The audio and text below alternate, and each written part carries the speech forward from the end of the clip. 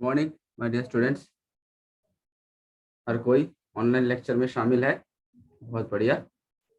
तो कल जहाज तक हमने खत्म किया है डाइपोल का, एक्सियल और इक्वेटोरियल लाइन पे हमने खत्म किया। डाइपोल मोमेंट देखा है।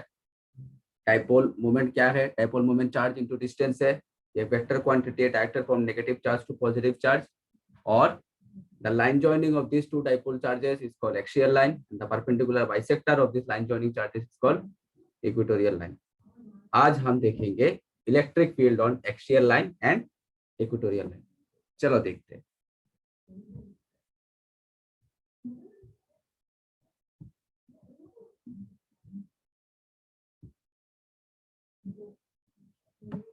आज का लेक्चर है इलेक्ट्रिक फील्ड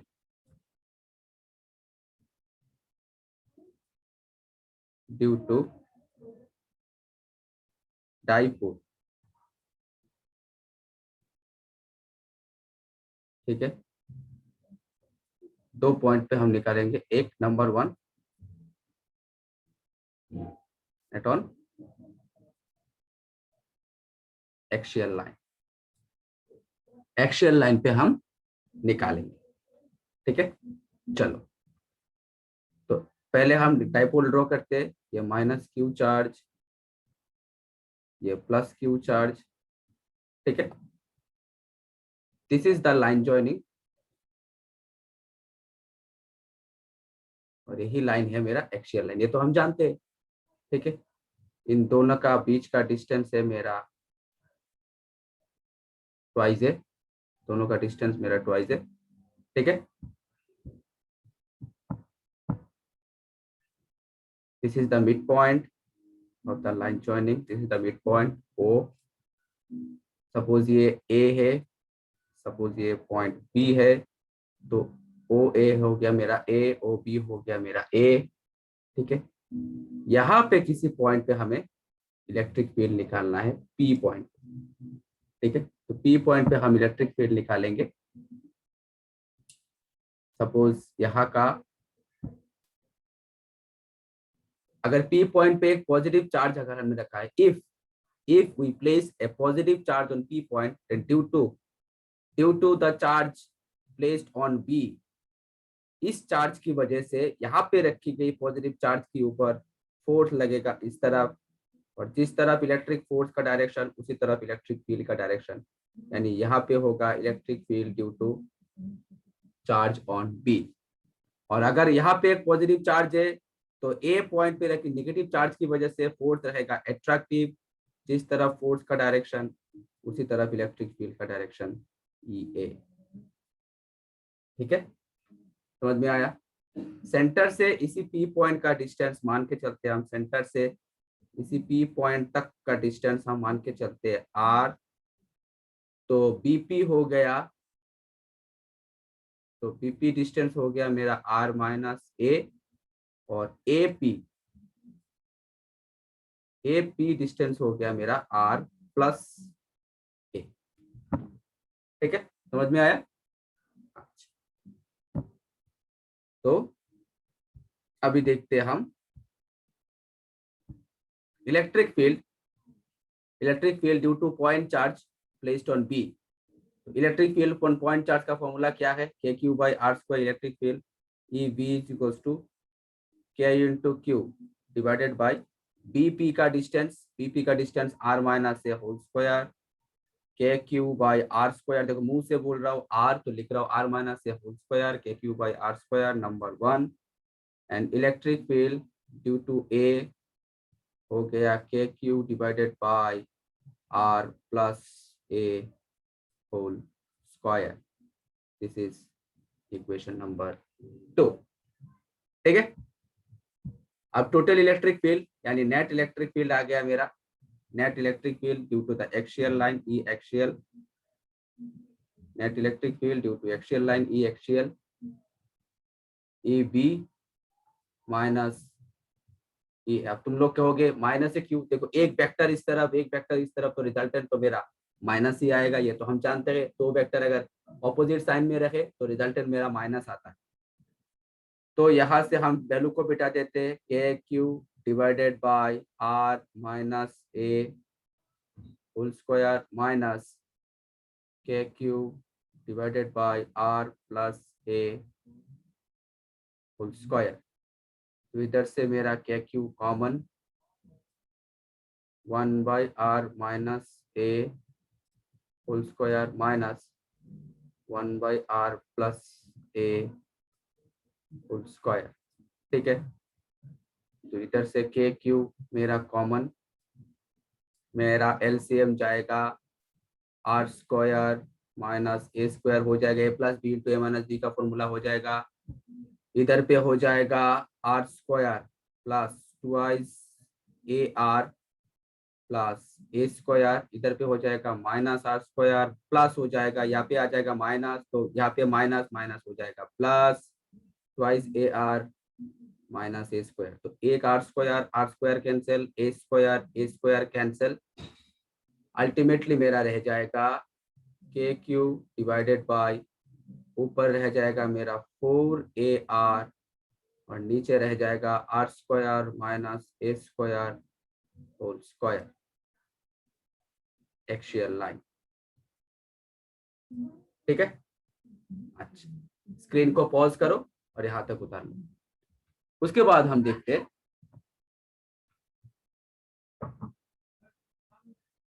उसके बाद हम देखते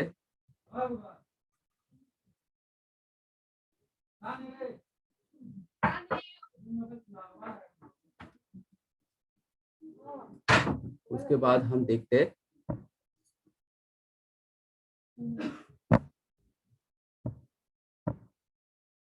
ई एक्सियल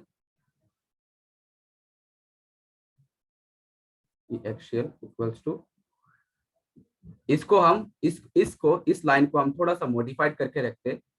यहाँ पे मैं ऐसे लिख देता हूँ ट्वाइस ए क्यू।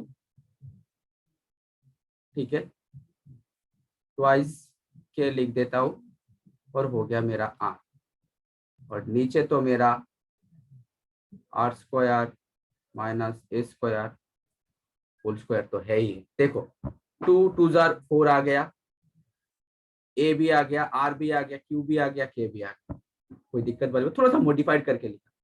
यानी मैं लिख दिया ट्वाइस के, और ट्वाइस ए क्यू की जगह पे मैं डाइपोल मोमेंट पी लिख सकता हूँ। तो dipole moment P twice K P R divided by R square minus A square whole square axial. This is the expression for electric field due to axial line of a dipole, where P is the twice AQ is equals to dipole moment. Now there is a condition, there is a special condition if R is very greater than A. अगर R very greater than A रहा तो इस A को मैं R की तुलना में neglect कर सकता हूँ। अगर मैं नेग्लेक्ट कर दिया तो E एक्सियल हो जाएगा ट्वाइस के पी आर, और नीचे आर स्क्वायर हो जाएगा आर टू द पावर 4, एक आर कैंसिल गया तो हो जाएगा twice K P divided by R cube. This is the expression for axial line for special condition.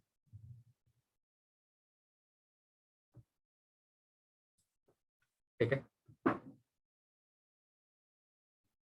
Screen को पॉज करो और उतार लो फटाफट। चलो नेक्स्ट देखते हैं।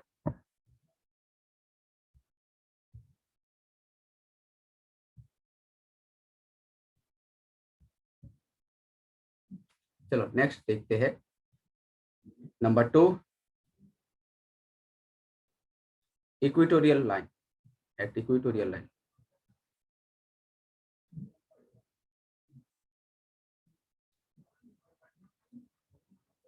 at equatorial line.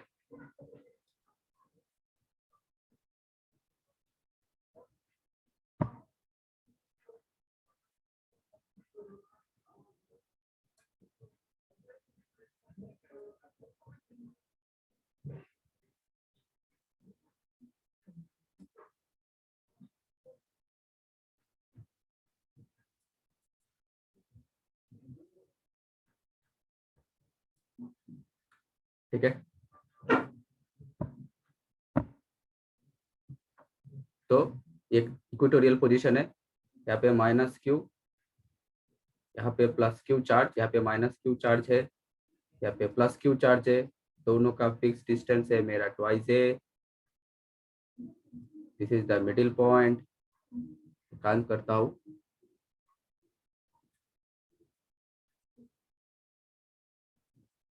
This is the middle point named as ओ।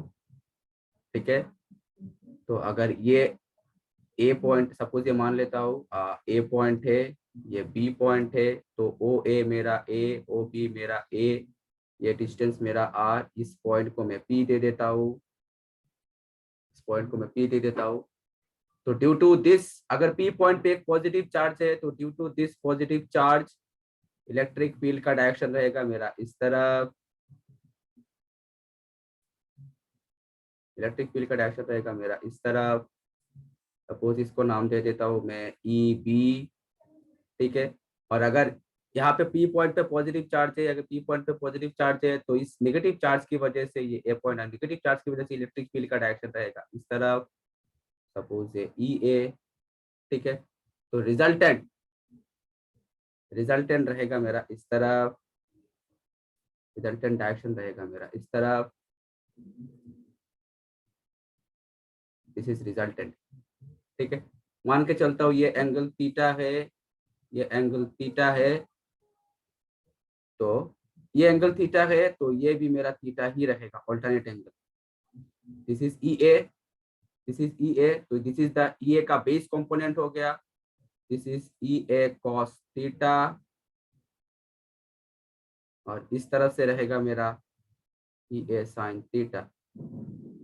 एक काम करता हूँ, दूसरे किसी इंक से मैं देता हूँ।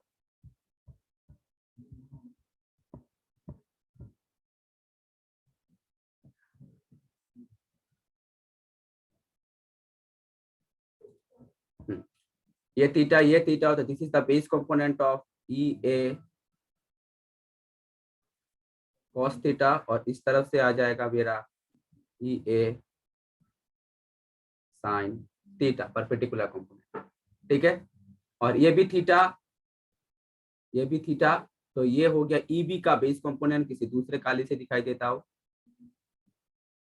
ये भी थीटा, तो ये भी थीटा हो जाएगा, तो ये हो जाएगा ई बी का बेस कंपोनेंट, यानी इस तरफ से हो जाएगा ई बी कॉस थीटा, और इस तरफ से हो जाएगा मेरा ई बी साइन थीटा। ठीक है, स्क्रीन को पॉज करो और ये डायग्राम फटाफट ड्रॉ कर लो। ड्रॉ कर लिया, चलो ठीक है, बढ़िया, समझ में आया ना।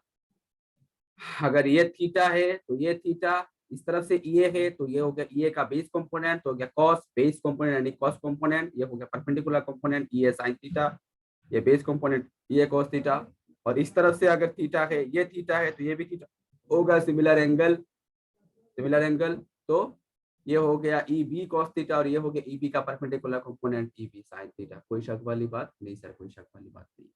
चलो, ये आर है, ये ए है, तो ये जो एपी साइड है, एपी साइड का वैल्यू हो जाएगा square root R square plus A square, BP side भी हो जाएगा square root R square plus A square. ठीक है, तो अभी हम देखते हैं ई ए इक्वल्स टू हो जाएगा K Q divided by R square, K Q by R square. हमें प्लस माइनस साइन नहीं लेना है, सिर्फ मैग्नीट्यूड लेना है, K Q by R square, यानी हो जाएगा K Q divided by square और root cancel, R square plus A square, equation number 1। again EB equals to KQ, same square root R square plus A square whole square, तो हो जाएगा KQ by R square plus A square whole square। तो ध्यान से देखो, EA और EB इन दोनों का मैग्नीट्यूड मेरा सेम है, EA इक्वल्स टू EB, दोनों का मैग्नीट्यूड मेरा सेम है, तो अगर if the two vectors are same in magnitude but opposite in direction, देखो ई बी साइन थीटा और E A sine theta magnitude मेरा सेम है और दोनों का ऑपोजिट डायरेक्शन है, तो ये वेक्टर और ये वेक्टर हो जाएगा cancel out. Hence E A sine theta and E B sine theta has cancel out each other since EA equals to EB, hence EA sin theta and EB sin theta has cancel out each other. तो resultant रह जाएगा, तो resultant E equatorial रह जाएगा मेरा इस तरह EA cos theta और EB cos theta, EA cos theta plus EB cos theta, ठीक है। EA cos theta और EB cos theta मेरा रह जाएगा। तो equals to EA equals to EB है, तो अगर मैं EB की जगह पे अगर मैं EA बिठा दूं तो हो जाएगा मेरा twice EA cos theta is equals to twice EA का मैग्नीट्यूड में बिठा देता हूँ KQ divided by R square plus A square whole square. अब ये देखो ये थीटा है, तो ये बेस, ये परपेंडिकुलर, ये हाइपोटेन्यूज, तो cos A Carly brown hair यानी बेस बाय हाइपोटेन्यूज, बेस मेरा A, हाइपोटेन्यूज हो गया मेरा square root R square plus A square, यानी हो जाएगा मेरा ट्वाइस KQ इंटू A। ये देखो पावर 2 है और इसका मैं पावर हाफ लिख सकता हूँ, बेस इक्वल है तो पावर भी ऐड हो जाएंगे, यानी हो गया मेरा R square plus A square whole in power 3/2। This is the equatorial formula. और भी अगर थोड़ा सा मॉडिफाइड करूं तो ई इक्वेटोरियल में लिख सकता हूं, यहाँ पे नहीं लिखते। स्क्रीन को पॉज करो और उतार लो फटाफट, चलो।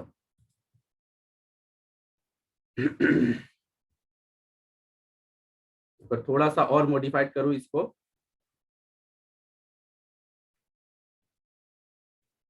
थोड़ा सा और मॉडिफाइड करूं तो ई इक्वेटोरियल इक्वल्स टू मैं लिख सकता हूँ के को इस तरह से लिख देता हूँ twice A Q dipole moment लिखने के लिए, और इधर हो गया मेरा R square plus A square whole in power 3/2। तो twice A Q K into twice A Q means charge into distance mean dipole moment, और हो गया मेरा R square plus A square whole in power 3/2 where P is the twice AQ is equals to dipole moment. So this is the ultimate expression for equatorial line, KP divided by R square plus A square whole in power 3/2.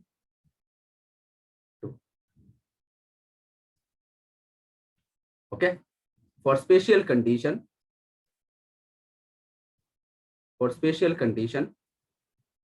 पहले की तरह special condition,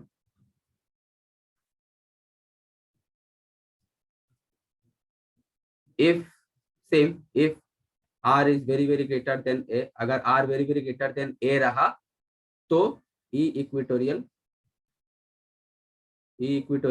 इस A को हम neglect कर सकते, तो हो जाएगा KP divided by R square है 3/2 है, स्क्वायर और 2 कैंसिल चला जाएगा, KP बाय R क्यूब।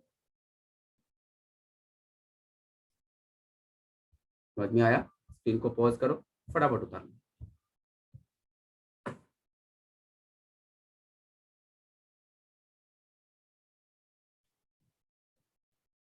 चलो आज का लेक्चर यहाँ तक ही रखते हैं, अगले दिन हम शुरू करेंगे एरिया वेक्टर और इलेक्ट्रिक फ्लक्स। तब तक stay safe, stay at home. Thank you so much.